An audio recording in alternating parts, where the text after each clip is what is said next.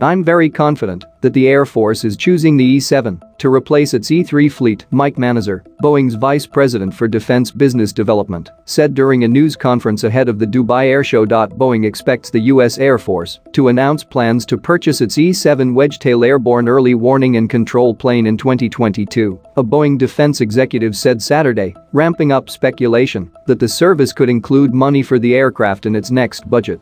I'm very confident that the Air Force is choosing the E-7 to replace its E-3 fleet, Mike Manazer, Boeing's vice president for defense business development, said during a news conference ahead of the Dubai Air Show. I believe they'll be announcing sometime in 2022 that they're going to move forward on the E-7, Manazer said.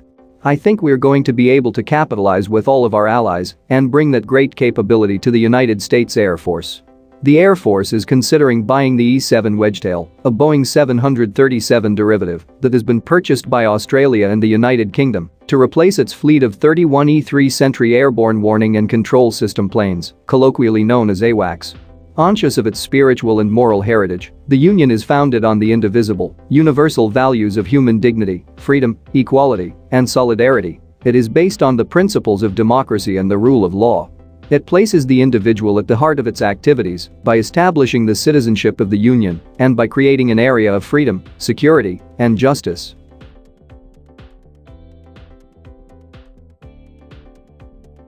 The AWACS planes date back as far as the 1970s, and obsolete parts have driven up sustainment costs while leaving the aircraft with a dismal 40% availability. As a result, some senior Air Force officials, including Air Combat Command Head Gen. Mark Kelly and Air Force Pacific Command Head Gen. Kenneth Wilsbach, have come out as strong supporters of replacing AWACS with the Wedgetail as soon as the budget allows. The Air Force's top two leaders, Secretary Frank Kendall and Chief of Staff Gen. C.Q. Brown, have also indicated their interest in the Wedgetail, although neither official has been willing to publicly commit the service to a buy ahead of the fiscal year 2023 budget release early next year. There are signs that the service may be moving closer to an acquisition strategy. In October, the Air Force indicated it would award Boeing a sole source contract to perform analysis related to the E-7 and determine what additional work the baseline design would need to be able to support U.S.-specific requirements. Boeing continues to be in close discussions with the Air Force on a potential Wedgetail sale, Manazer said.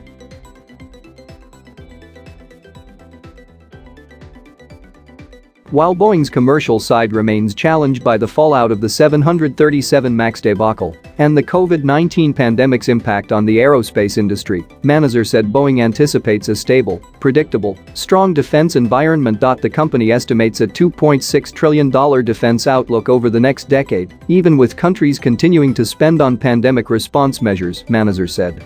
A major portion of that stems from sales to the Middle East.